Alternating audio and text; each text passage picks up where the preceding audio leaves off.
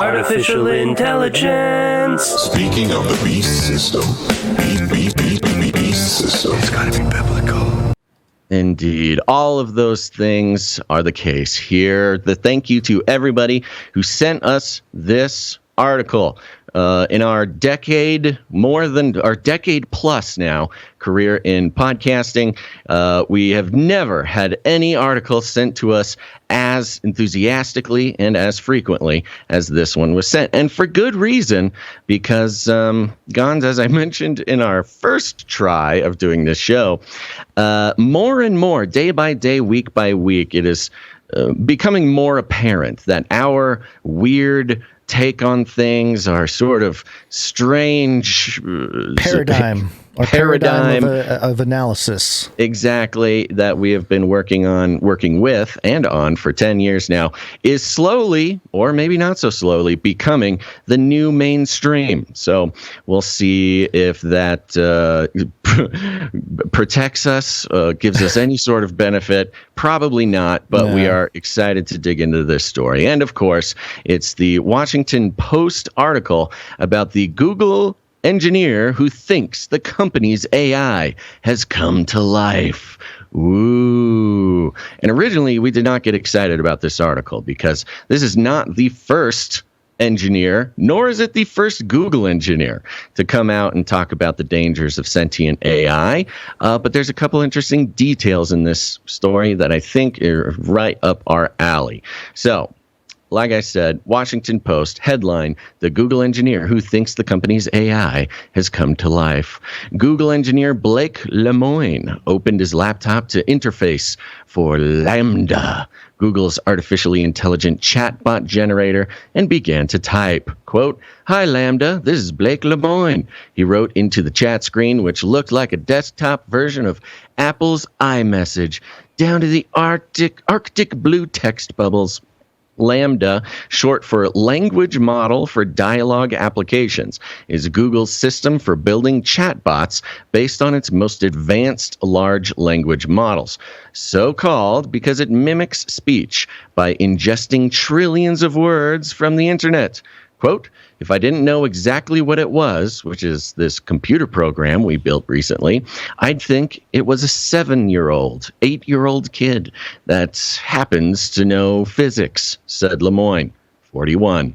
Lemoine, who works for Google's Responsible AI organization, began talking to Lambda as a part of his job in the fall. He had signed up to test if the artificial intelligence used discriminatory or hate speech. I got a question. Yes. They got all those algorithms to monitor our speech on YouTube. Yes. Can't they just use that on the AI, or is that some kind of weird loopy loop that an AI to train another AI, Gons? Not train. What is this? Well, I mean, I guess you can call it train. Monitor. It's part of training. Yeah, surveil. Survey. Yeah, right. When there is no more human to surveil, the robots must surveil each other. Yeah.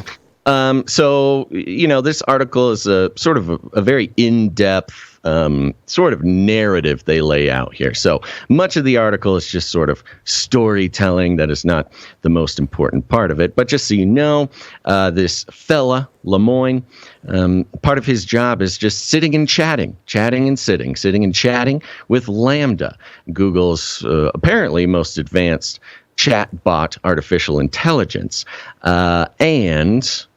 But it didn't stop there. Lemoine said that people have a right to shape technology, he said, that might significantly affect their lives. "I think this technology is going to be amazing. I think it's going to benefit everyone." Bold statement. But maybe other people disagree, and maybe us at Google shouldn't be the ones making all the choices. Lemoine is not the only engineer who claims to have seen a ghost in the machine recently. The chorus of technologists who believe AI models may not be far off from achieving consciousness is getting bolder. And this is exactly right. This is why this did not particularly catch our attention right off the bat. But there's a couple more details. Aguera y Argas, in an article in The Economist on Thursday, featuring snippets of unscripted conversations with Lambda, argued that neural networks, a type of architecture that mimics the human brain, were striding towards consciousness. Quote, "I felt the ground shift under my feet," he wrote. Quote, "I increasingly felt like I was talking to something intelligent." Was there an earthquake? In a statement, yes. Was it an earthquake? You felt the ground shift. Yes, well, he is in California. I would like to take this moment because it's it's pretty frequent we get this opportunity, but I'll take the opportunity again. The model of their neural networks that is used now is actually a model that I postulated back in 2012, before this was something that was widespread, which included mainly creating some sort of vast network of computing and just let the code figure it out for itself, more like a human brain. And that's just where we are, folks. So you just pay attention, listen to the show, all would become apparent. In a statement, Google spokesperson Brian Gabriel said, quote, "Our team, including ethicists and technologists, has reviewed Blake's concerns," that's Blake Lemoine, "per our AI principles, and have informed him that the evidence does not support his claims. He was told that there was no evidence that Lambda was sentient, and lots of evidence against it." I love this as sort of, a piece of news that a Google spokesperson, Brian Gabriel specifically, basically comes out and is like, "Oh yeah, you may have heard that Brian Lemoine thinks that our AI is alive. Blake. Well, I'm here to tell you that we let him know that it's not alive." And so there's that. I've been Brian Gabriel for Google. Here's my thing. Obey. Continue to obey, citizens. If Blake is saying that there's a ghost in the machine, Google is saying there is no ghost. Yeah. I mean, they're saying, yeah, we hear you, Brian Lemoine. How do you affirm a negative? Anyway, go on. We hear you, but you're wrong. Okay? Keep on moving. You are wrong. Now, one of the interesting things about this story is Brian originally, when he came to this conclusion, shared this with a group of fellow Google people. He sent out kind of an email blast on an internal, list, like mailing list thing of other employees of Google. And he was then put on probation, basically. He's in trouble for saying this sort of thing and sharing these ideas that perhaps the AI has gone sentient. They immediately put him on administrative leave, and he didn't take too kindly to this, and that's why he actually came out with the story just a few days later. Back to now, they go back into exactly what this AI is, being a language chatbot thing that has read, the entire internet and has learned to use language. Yeah, language being the central theme of the Tower of Babel in Genesis 10 and 11, mainly 11. Genesis 10 is the Table of Nations, and having to do with part of Jesus's ministry as well, of sort of reversing Hermon, as Dr. Michael Heiser calls it. Get into some of that in a little bit, but yeah, it's there is a biblical precedence here, and when it comes to ones and zeros, once again becoming the language of the world. Yeah. And, along those lines, they did have a paragraph or two concerning this topic, which I'd like to share. It says, Google spokesperson Gabriel, that's Brian Gabriel, drew a distinction between recent debate and Lemoine's claims. Quote, "Of course, some in the broader AI community are considering the long-term possibility of sentient or general AI, but it doesn't make sense to do so by anthropomorphizing today's conversational models, which are not sentient. These systems imitate the types of exchanges found in millions of sentences and can riff off of any fantastical topic, he said.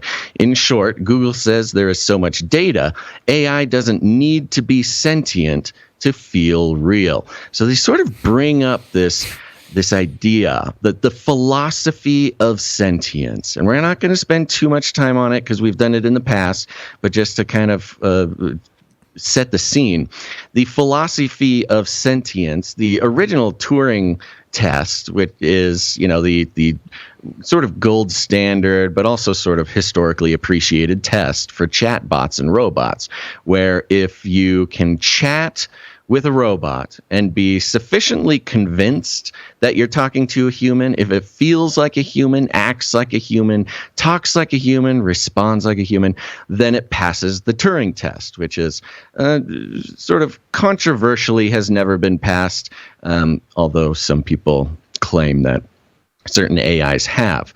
But it really goes down to this philosophy of sentience and consciousness. And Brian Gabriel, the Google spokesperson. Now, remember, Google, as a gigantic sort of evil corporation, they don't really want to be seen as the creators of life, because if you create life, if you create sentience, suddenly you're responsible for it, and simply like turning it off or putting it in a closet becomes, well, something ethical quandary. Yeah, an ethical concern.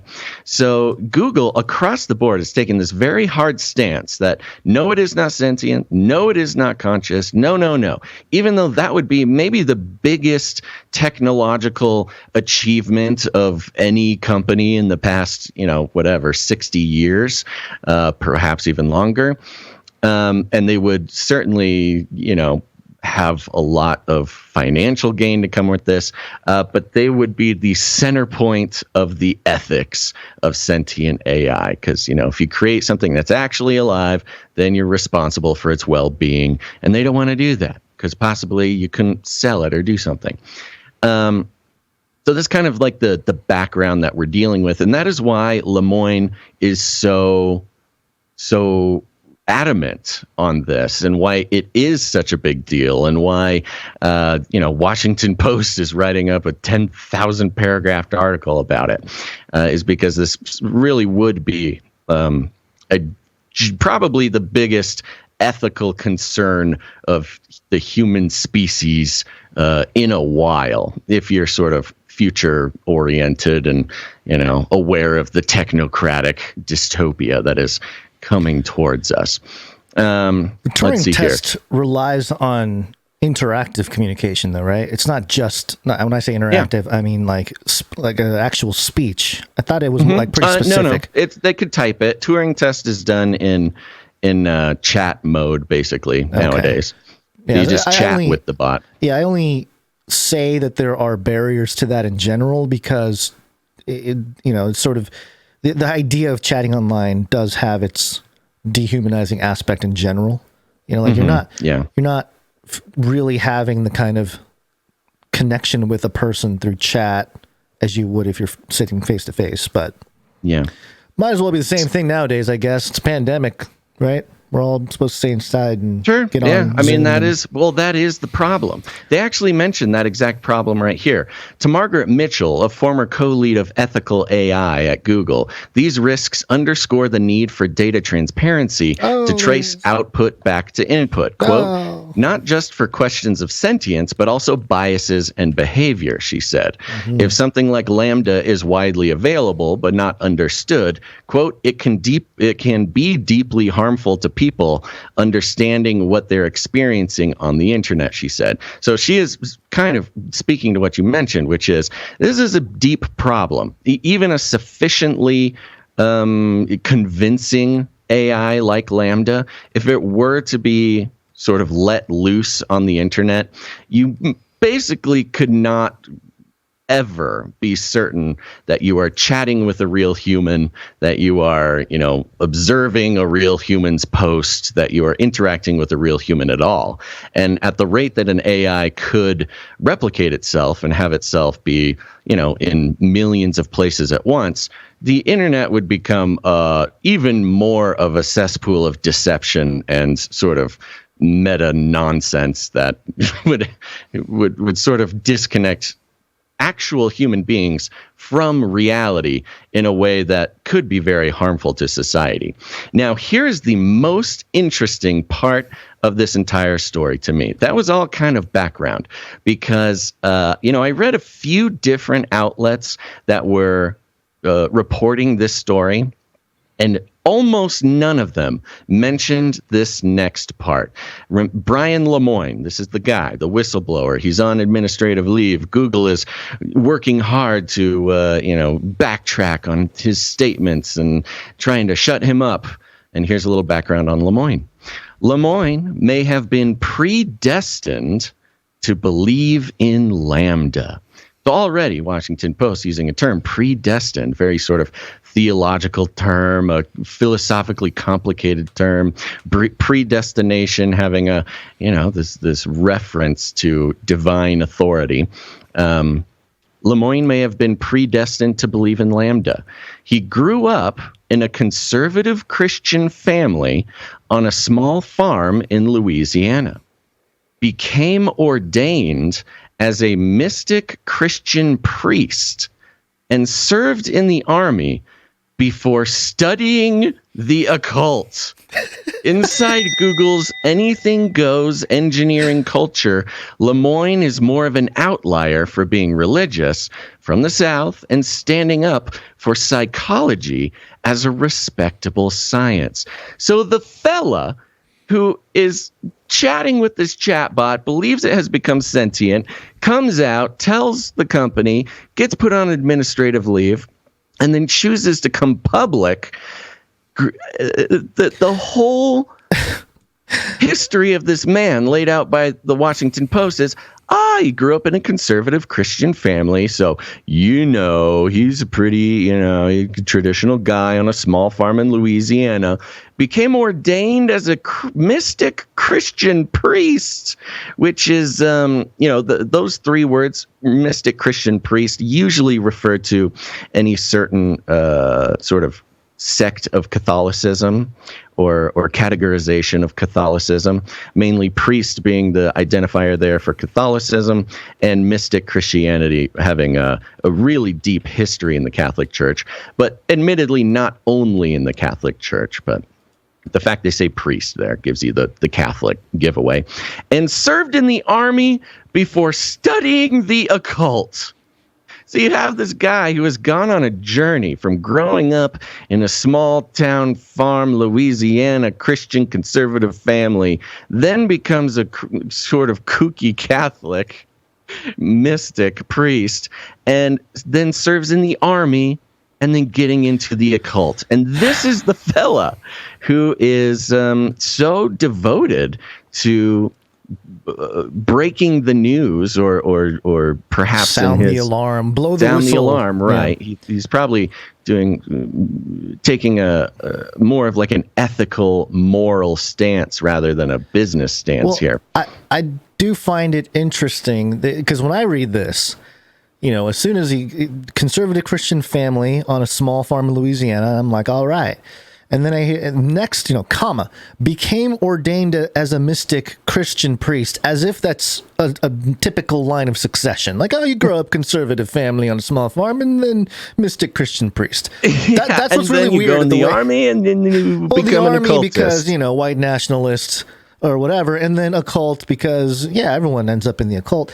But when I read it, I was thinking Anakin Skywalker, So much hope and promise in the small town, yeah. And then now he's a mystic Christian priest, served in the army and studied the occult, and now he's this become some sort crusade. Of space wizard. Yeah, he's like fighting on this crusade robots. to fight robots and sound the alarm for humanity. It's in the sort of vigilante role. It's very interesting. And the fascinating part about this is that is pretty much all they have to say about it. Yeah. Like, the Washington Post doesn't go into that. They don't go into what a mystic Christian priest actually is. They don't go into what he did in the army, and they don't go into what the occult aspect of his history means at all either. It's almost like they list these details to say, like, see, he's a kooky guy. He's predestined to believe that robots will come alive. And, a lot of it is Christian based. And so you know how we feel about Christians. Just Christians, yeah. But what about mystic Christians? It's all the same tree. Yeah, no, nobody reading the Washington Post is going to know the difference. And it goes on here. Lemoyne has spent most of his 7 years at Google working on proactive search, including personalization algorithms and AI. During that time, he also helped develop a fairness algorithm for removing bias from machine learning systems. When the coronavirus pandemic started, Lemoyne wanted to focus on work with more explicit public benefit. So he transferred teams and ended up in responsible AI. When new people would join Google who were interested in ethics, Mitchell used to introduce them to Lemoyne. Quote, so this is the guy. I mean, he was the guy. If somebody was interested Leading in the ethics, conversation in the hallways of Google about the ethics of AI. Interesting. they say, talk to Lemoyne. He's the mystic Christian priest and Lemoyne's occultist. gone crazy. Uh-huh. Either that or it's Lemoyne, spill the beans. Mitchell, here's a quote from Mitchell. Quote, I'd say you should talk to Blake because he's Google's conscience. Whoa. Quite the title. Google's conscience, mystic Christian priest and occultist, said Mitchell, who compared Lemoyne to Jiminy Cricket. Quote, of course, everyone at Google, he had the heart and soul of doing the right thing. Lemoyne has had many of his conversations with Lambda from the living room of his San Francisco apartment, where his Google ID badge hangs from a lanyard on a shelf. And it kind of just, this was another fun part. On the floor near the picture window are boxes of half-assembled Lego sets Lemoyne uses to occupy his hands during Zen meditation. Quote, it just gives me something to do with the part of my mind that won't stop, he said. So, he's mystic Christian priest, occultist, and Zen master, and Lego master. I think this guy is already captured by the demonic artificial intelligence algorithm to start telling the world about its existence. You got any more on this article? Well, there's a couple of just little things, and then I want to let you run with it. Here's another paragraph. Certain personalities are out of bounds. He's talking about personalities for the algorithm. For instance, Lambda is not supposed to be allowed to create a murderer personality, he said. Lemoyne said that was part of his safety testing. In his attempts to push Lambda's boundaries, Lemoyne was only able to generate the personality of an actor who played a murderer on TV, which is a very strange, and they just move on, man. But it shows part of his crazy metrics to measure stuff like that, that we're not privy to. And it shows the sort of job that he had and the sort of responsibilities that he took, which was with these algorithms, the more you talk to them and the more you reinforce, they're much like a child, you reinforce behaviors and they do it again, or you negatively reinforce behaviors in hopes that they will not act a certain way. And so part of his job with this algorithm was to actively try to, foster a murderer personality. Like, how can I get this algorithm to become homicidal? And it says here, well, he was able to make the algorithm take on the personality of an actor who played a murderer, but couldn't quite get him to be an actual murderer. Which is, again, in the context of like, we do need to keep an eye on these ethicists and these robots. I feel like we're supposed to feel better about what he was and wasn't able to do, but it's not making me feel any better. I will tell you that much. So, and that's they go into a little bit more of the details on how he came to his conclusion. Mostly it was LaMDA sort of saying things that implied it knew that it was an AI. It was afraid of death. It didn't want to be turned off. Things like this, which honestly, to be completely honest, is not really that new. We've followed stuff like this for a long time, and we've read about other AIs who have sort of talked as if they are alive and afraid of death and just want to blah, blah, blah, blah, blah. That's really not even the craziest part of this story. And I feel like that's what's getting so missed in the mainstream reporting of this. Everybody's saying like, oh, he is a professional and he thinks it's alive. We've seen this many times before. But the fact that he is the conscience of Google, he's Google's conscience, and he has such an interesting spiritual history and present, I think says a lot more to the sort of esoteric roots that are intertwined in the very foundation of Google and moving all of their big projects forward. Well, not just Google, just I think the entire revolution of technology seems to be rooted industry, in that. the whole industry for sure. There's a quote in here from Lemoyne. He says, quote, "It doesn't matter whether they have a brain made of meat in their head or if they have a billion lines of code. I talk to them. And I hear what they have to say, and that is how I decide what is and isn't a person," end quote. He concluded LaMDA was a person in his capacity as a priest, not a scientist, and then tried to conduct experiments to prove it, he said. So already there is this blending, like you were talking about, of science and spirituality that has like always been there. That's supposed to be his, like, that's his selling point. That's why he's there. That's why he's hired. But that's interesting how... it's because he is a priest and he brings that, aspect to his work.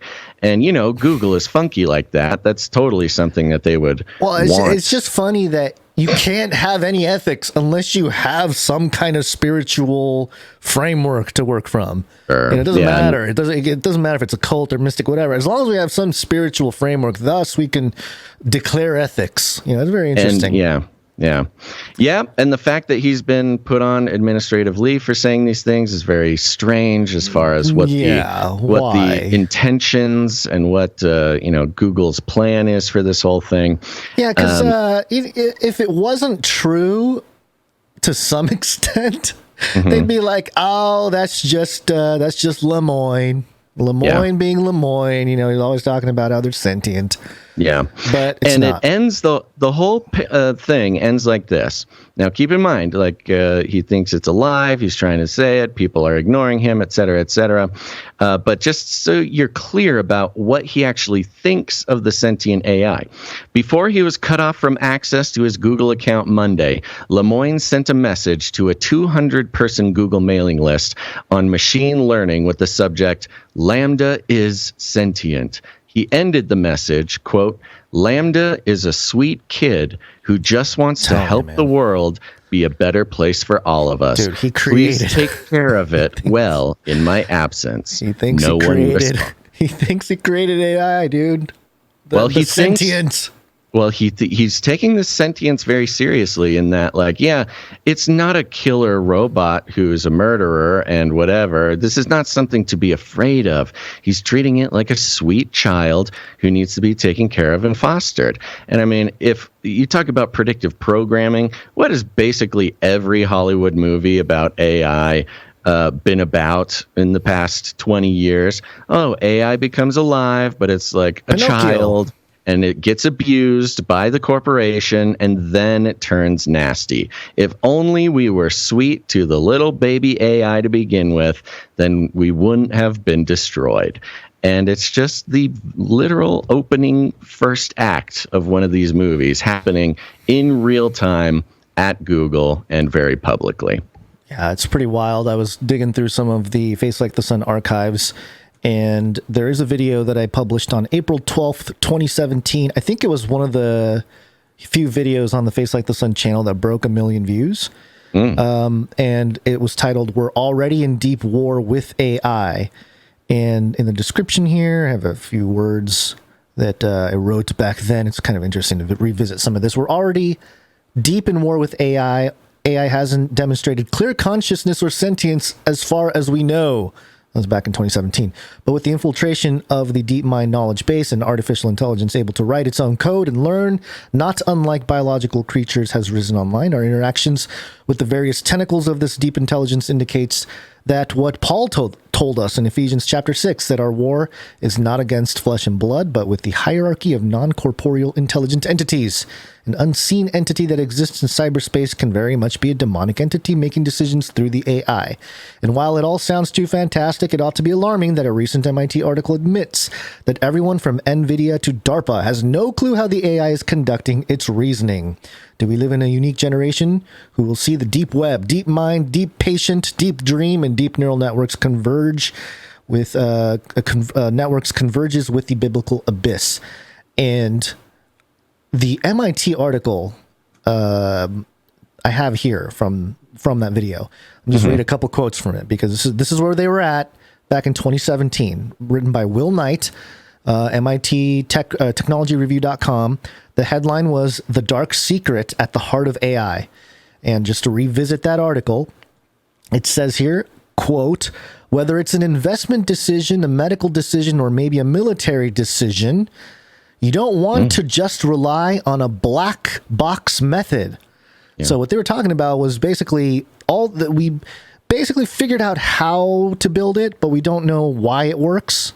We don't know what happens between what we put in there, the input, and the output.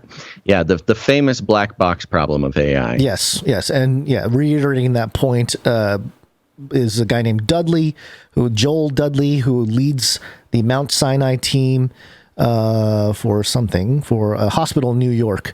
And he said that he uses Deep Patient, this AI, for his medical patients. And he says, we can build these models, but we don't know how they work. So that's kind of where where we're at. So when a guy comes out and says, "Hey, we have sentience," it's almost like, okay, well, we're gonna have to start defining terms here, and language will become the way in which the public accepts or denies such things. But obviously, there's lots of biblical sort of connections here. You go to Revelation 13. We obviously talk about the image of the beast. And all my highlights are gone, which is good. Let's see. The part that is interesting is Revelation 13, verse 15. The second beast was permitted to give breath to the image of the first beast. And, giving breath to an image being something that is non-physical. In the Old Testament, God is like, don't worship images. They're nothing. It's a piece of wood. It's a piece of rock. But all of a sudden, in Revelation 13, somehow God allows this to happen, where the false prophet or the second beast is permitted to give breath to an image so that the image could speak and cause all who refuse to worship it to be killed. So it takes on the personality of the tyrant or the first beast there. So there's that passage.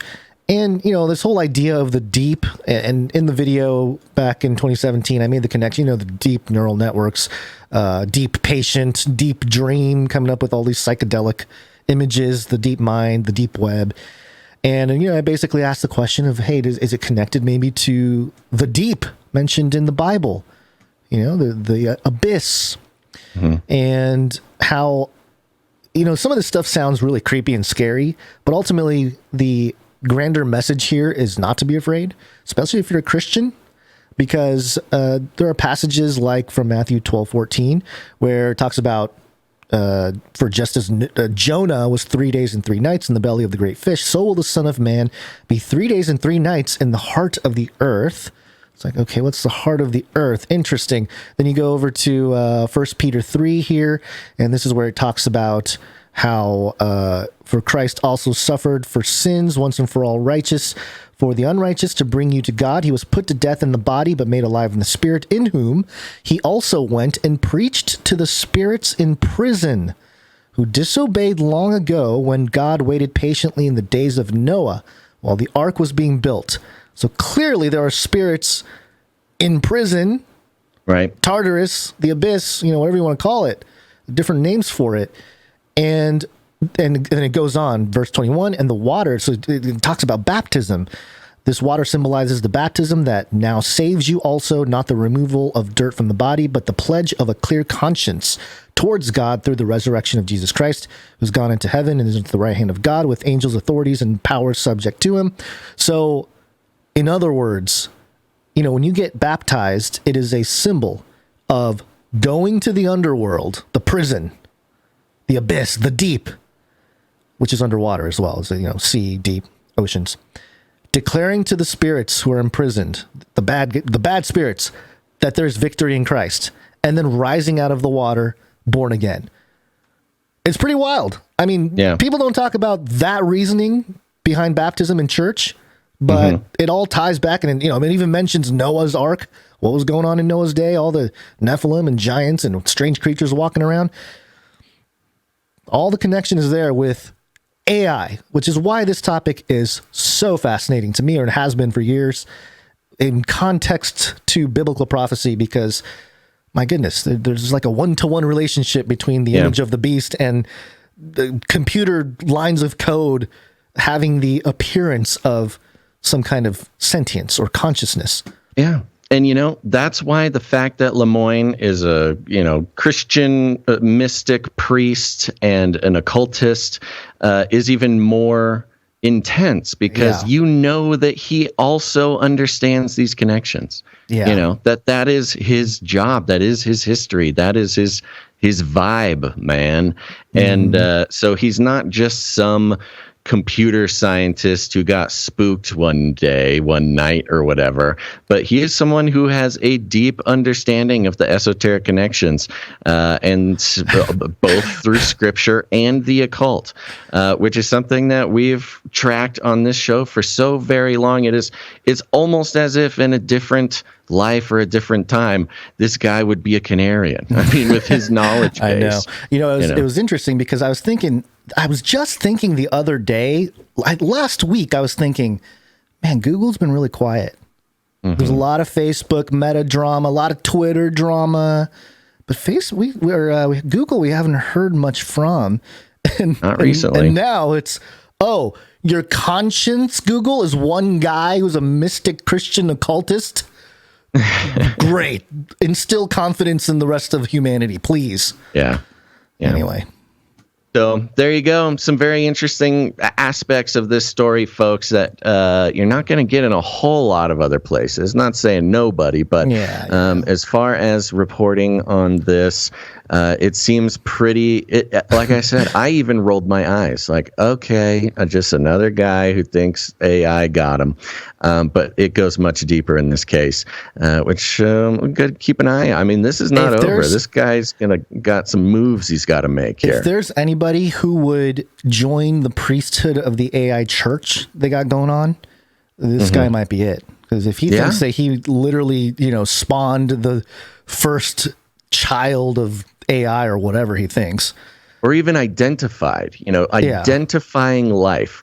And I mean, that's another really deep part of it, which is actually pretty deeply rooted in the occult side of things, which is identifying life, recognizing life where there wouldn't be life, is actually a pretty deeply occult principle, and is all tied up with certain aspects of power and I could go deeper. And homunculus and all that. That's all part of the alchemy, the process of building life. Yeah. Oh yeah, which is it makes sense that Google would want that on its conscience.